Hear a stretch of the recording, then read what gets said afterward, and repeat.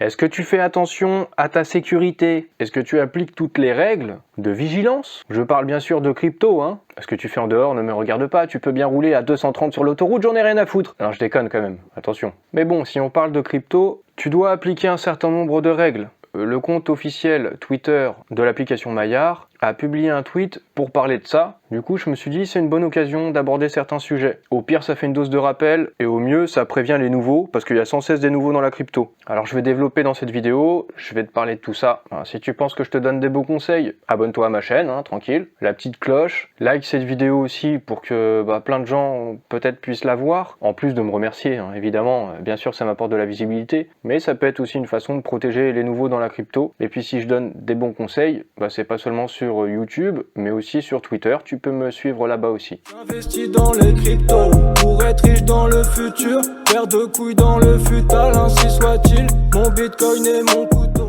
Commençons en parlant règles de sécurité. On est dans les cryptos et vous êtes responsable de votre argent. Il n'y a pas vraiment d'assistance en soi derrière si vous faites des erreurs. Et vous devez vraiment être votre propre guide. Je vous parle de ça parce qu'il y a eu un tweet du compte Twitter de l'application Maillard qui rappelle un certain nombre de règles de sécurité et au nombre de 7 qui sont très importantes pour pouvoir sécuriser vos cryptos. Et plus particulièrement vos cryptos de la blockchain Elrond.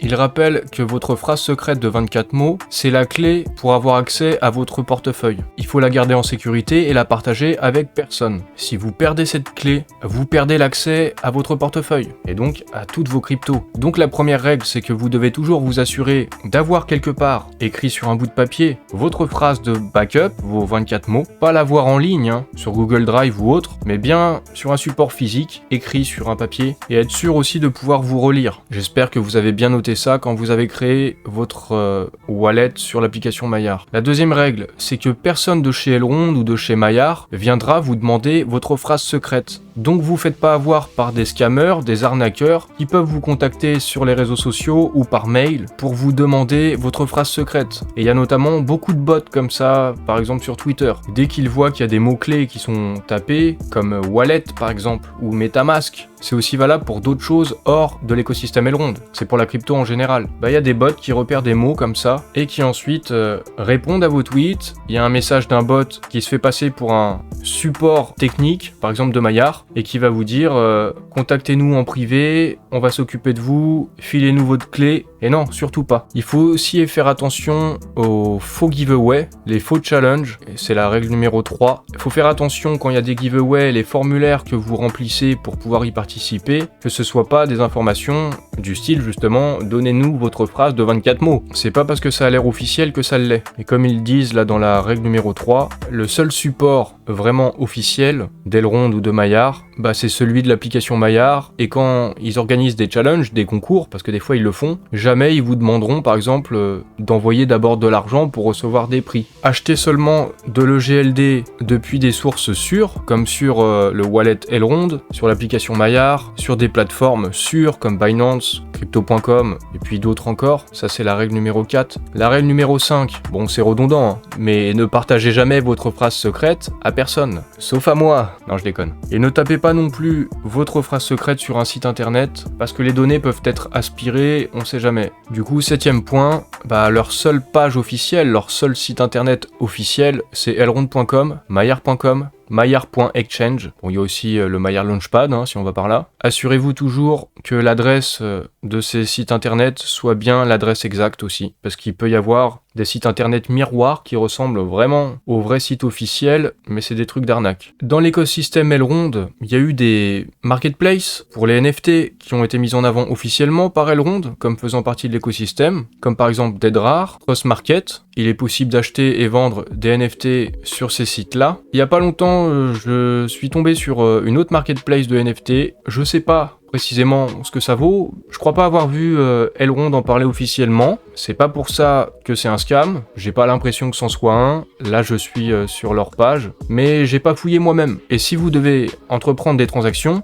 faites la démarche de chercher, de vous renseigner, voir vraiment ce que c'est. C'est très important pour votre sécurité tout ça. Là, je vous le montre juste pour vous dire que ça existe. Et je vais aussi vous montrer, j'en ai déjà parlé dans une autre vidéo, Exchange par exemple. si on clique sur App et on va sur Search Offers, il est possible d'échanger des tokens en dehors du MyRExchange sur ces plateformes-là. Par exemple, si je veux acheter du Item contre du LKMX, il y a des offres. Vous voyez, il est possible d'acheter du Item en dehors du MyRExchange et avant même le listing. Parce que des gens comme vous et moi, en peer-to-peer, on peut se vendre entre nous des tokens. Et des tokens qui sont même pas listés sur le MyRExchange. Et du coup, il faut aussi faire attention. Parce que ces tokens, ils viennent d'où? De quel projet? Même pour le Item, est-ce que c'est le vrai token ou est-ce que c'est un faux token? Parce qu'il est possible aussi de créer une copie du token. Ce sera un faux. Je vais vous vendre un faux contre du vrai EGLD ou du vrai LKMX, du vrai Ride. Et je vais vous arnaquer comme ça. C'est possible. Il y a d'autres plateformes de ce style comme lockedmex.exchange,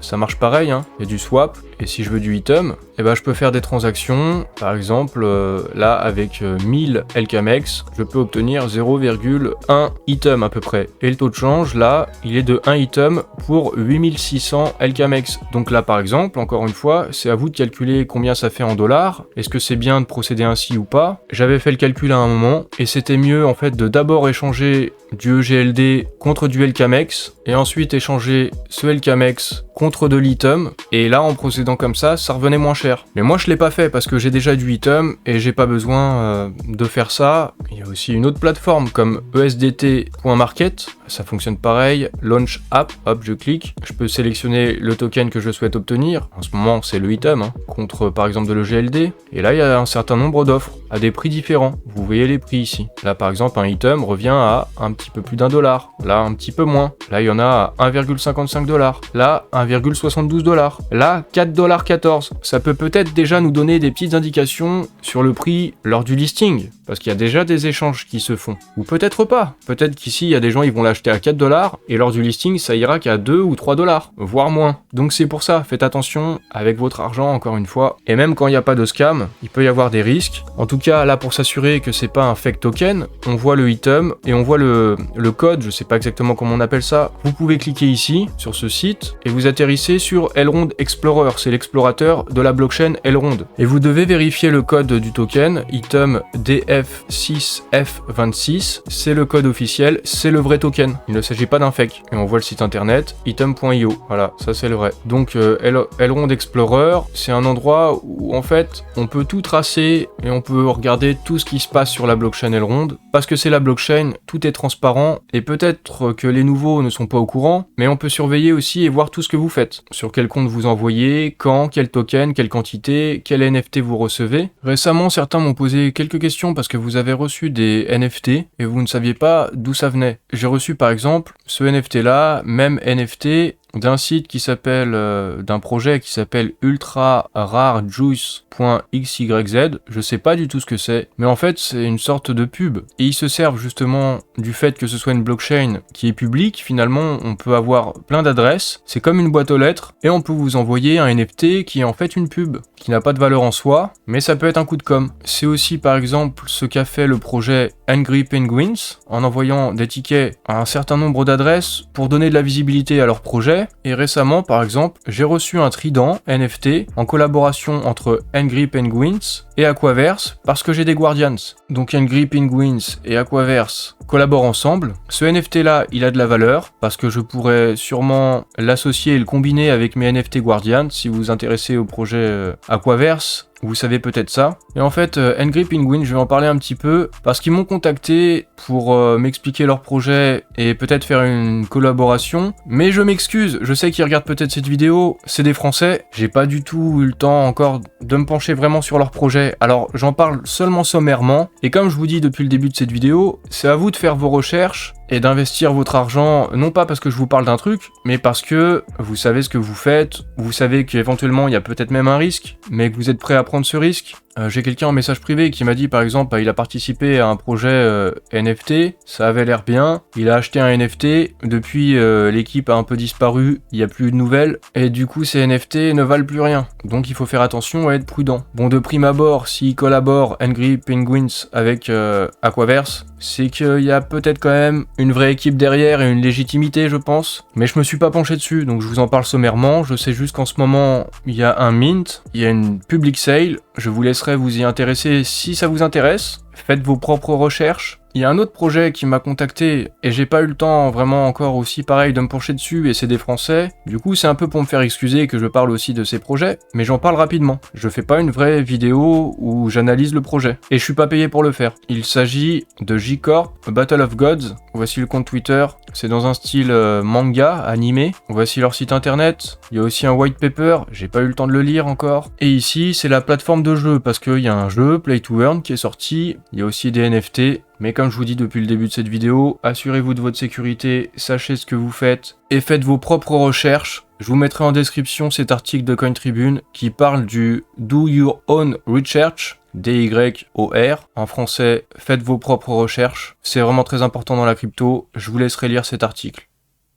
Bon du coup, interro surprise, c'est quoi les règles de vigilance? Non je déconne, c'est bon, je t'en ai parlé juste avant, je vais pas tout recommencer. Par contre, ne me fais pas juste confiance à moi, juste à ce que je te dis. C'est pas parce que je te parle de projet que tu dois foncer tête baissée, même si dans mes vidéos, j'essaie d'apporter plein d'informations, je mets pas mal de choses aussi en description pour que tu puisses ensuite rechercher et te faire ton avis. Moi si je parle d'un projet, c'est parce que je pense que ça remplit un certain nombre de critères et que je peux en parler sur ma chaîne. Après, peut-être que je peux me tromper, et puis peut-être qu'au moment où j'en parle, bah en fait ça remplit tous les critères, mais c'est pas pour ça que le projet fonctionnera dans le temps et t'apportera une rentabilité pour autant. On peut jamais savoir ces trucs-là. Et pour toute la crypto en général, c'est vrai aussi, hein. Tout peut se casser la gueule, même Bitcoin, même Ethereum et même le GLD. Ça devrait bien se passer quand même. Ça devrait bien se passer à condition que tu appliques toutes ces règles de sécurité et que tu fasses tes recherches. C'est tout pour cette vidéo. Tu peux t'abonner, me suivre sur mes réseaux sociaux, liker la vidéo. T'as l'habitude, t'es au courant, tu sais quoi faire.